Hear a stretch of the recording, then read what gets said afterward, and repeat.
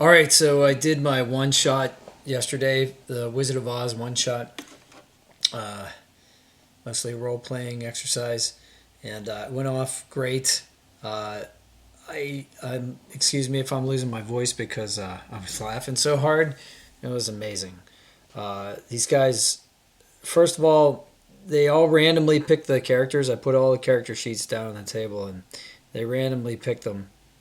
I did not expect some of the combinations from some of the players. It was fantastic. The two female characters got to be played by guys, and the Tin Man was played by the only girl in the group. So it was great, and everybody got into their characters pretty well. And I mean, it was a lot of fun. I had a lot of fun. I hope everybody else did. I'm pretty sure they did. But so my one buddy John, he played Dorothy, and he immediately started looking up slang from the 1930s on his phone. So he starts throwing out these slang terms. So when I describe the house falling on the Wicked Witch of the East, and they go out and the witch is underneath the house, John says, that witch, that woman needs a Chicago overcoat. And we're all like, what? He said, that witch needs a Chicago overcoat. And we're like, what are you talking about? He's like, that's a coffin. That was 1930s slang for coffin.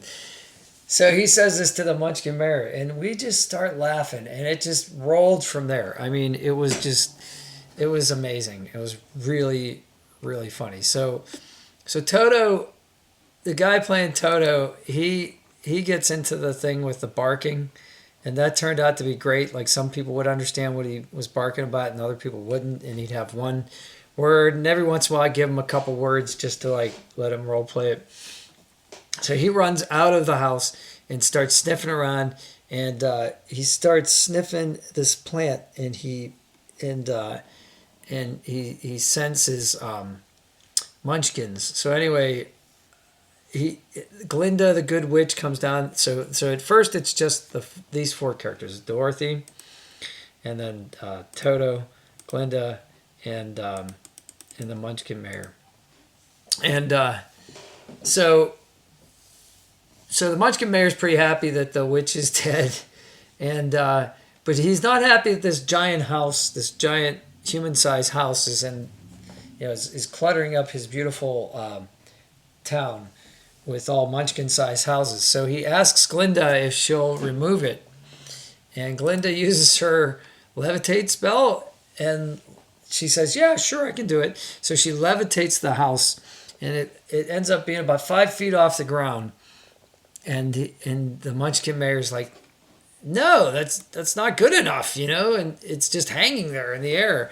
She's like, "Well, that's the best I can do." So the Wicked Witch appears, and here, by the way, here's something interesting. So when you're given, this is a lesson I learned. When you're giving out character sheets and you have very little information for the players to go on, they're going to pick up on every tiny little piece of information you put on that sheet. So originally when I was making these characters, I was going to give them all classes. So I gave Toto Paladin class, but only in the sense that he was going to be loyal to Dorothy, that he was going to take, he had an oath of loyalty. And that's the reason that Toto's a Paladin. But as soon as I gave it to my friend Andy, Andy's like, "Oh, Paladin, good. Do I get to pick my own spells?" And I'm like, "No, you're a dog, like you're a earthling dog. You don't get spells. As far as I know, dogs don't cast spells. So, be careful of that kind of thing." But so anyway, it was a good lesson learned there. I'll continue this story in part 2.